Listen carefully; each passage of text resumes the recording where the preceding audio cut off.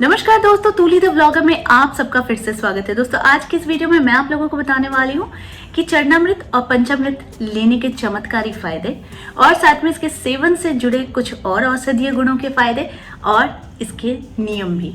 लेकिन हमेशा की तरह आगे बढ़ने से पहले चैनल को सब्सक्राइब कीजिए, बेल बटन को दबाइए। वीडियोस अच्छी लगती है तो लाइक शेयर और कमेंट करना बिल्कुल भी मत भूलिए।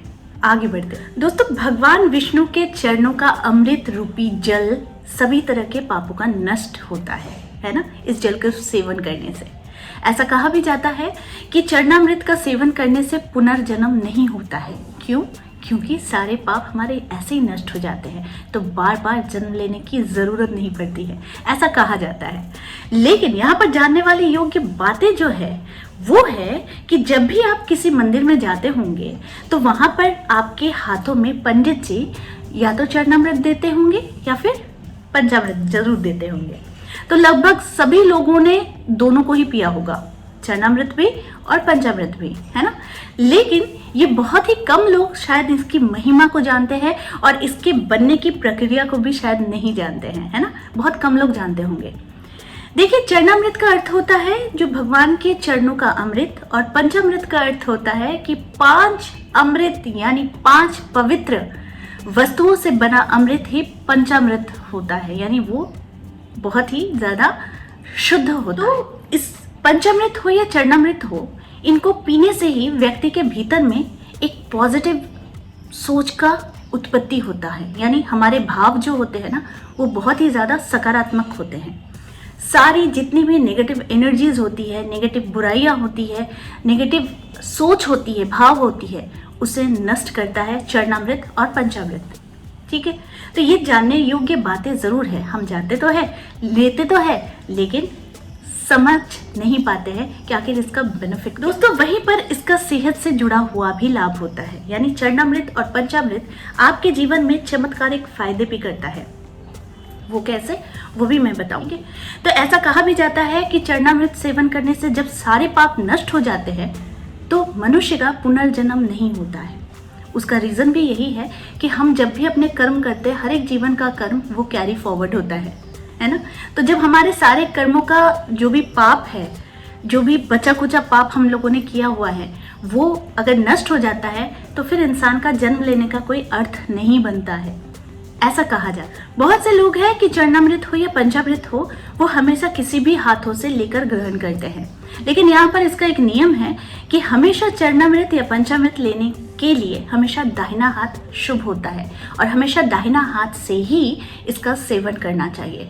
इससे क्या होता है कि इसकी जो गुण है, यानी श्रद्धा पूर्वक जब हम इस चीज को ग्रहण करते हैं तो इसका फल 2 गुना बढ़ जाता है। इसे कभी भी बाएं हाथ से ग्रहण नहीं करना चाहिए, हमेशा दाहिने हाथ से ही पंचामृत या चरणामृत को ग्रहण करना चाहिए। तो इस बात की ध्यान आप लोग जरूर रखेंगे अगर इस तरह की गलती आप लोग करते हैं। कैसे बनता है चरणामृत, इसे भी जानना जरूरी है। तांबे के बर्तन में चरणामृति रूपी जल रखने से उस तांबे के जो औषधीय गुण हैं वो और ज्यादा बढ़ जाते हैं, है ना। साथ में चरणामृत में तुलसी पत्ता, तिल और दूसरे औषधीय तत्व भी मिलाए जाते हैं। आयुर्वेद के अनुसार चरणामृत स्वास्थ्य के लिए बेहद अच्छा माना गया है और तांबा में बहुत ऐसे रोगों को नष्ट करने की क्षमता होती है। इसीलिए कहा भी जाता है कि खाली पेट सुबह तांबे के जल का सेवन करना चाहिए।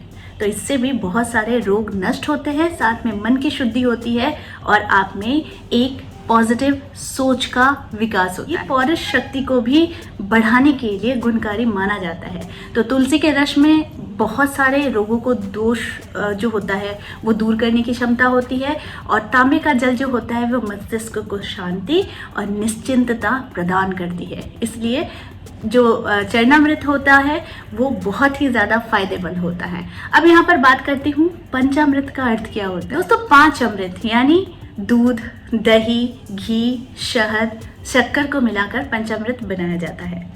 तो इसी से भगवान का अभिषेक भी किया जाता है। तो ये कितना ही ज्यादा शुद्ध होता है और कितना शांति प्रदान करने वाला। 5 प्रकार के मिश्रण से बनने वाला पंचामृत कई रोगों के लिए लाभदायक होता है और मन को शांति प्रदान करता है। तो ये भी जानना जरूरी था। इसका एक आध्यात्मिक पहलू भी है कि जो पंचामृत यानी आपकी आत्मा की उन्नति के लिए ये जो 5 प्रतीक होता है ये बहुत जरूरी होता है। इसीलिए इसे पंचामृत कहते हैं। इसे बनाया कैसे जाता है, यानी इसमें 5 अमृत है, तो 5 अमृत के गुण क्या क्या होते हैं ये भी जानने की जरूरत होती है। पंचामृत का पहला जो भाग होता है वो दूध का होता है, इसलिए निष्कलंक होना ही वैद्य माना जाता है।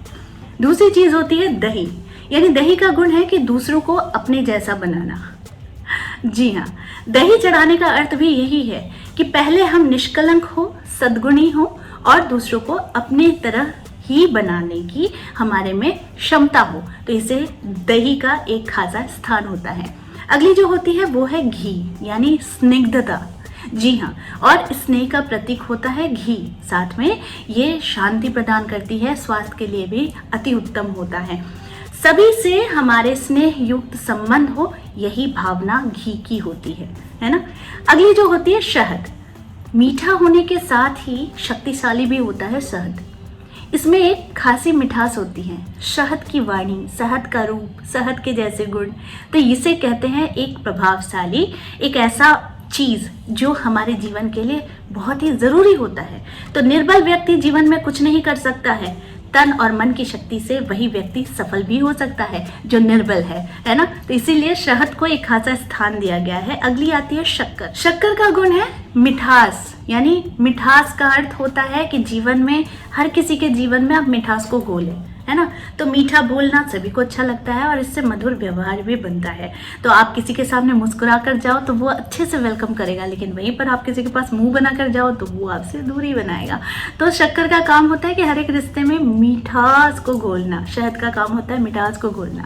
तो ये जो सारे गुण मैंने आप लोगों को बताए हैं, ये हमारे जीवन में सफलता का ही स्वरूप होता है। इसलिए पंचामृत लेना भी अपने जीवन को सद्गुणों से बनाने वाला होता है, वृद्धि करने वाला होता है। तो आई होप आज का वीडियो आप लोगों को अच्छा लगा होगा। इस तरह के वीडियोस मैं आप लोगों तक लाते रहूंगी। आज के लिए बस इतना ही, फिर मिलेंगे एक नए टॉपिक के साथ। तब तक के लिए आप सबको मेरा प्यार भरा नमस्कार।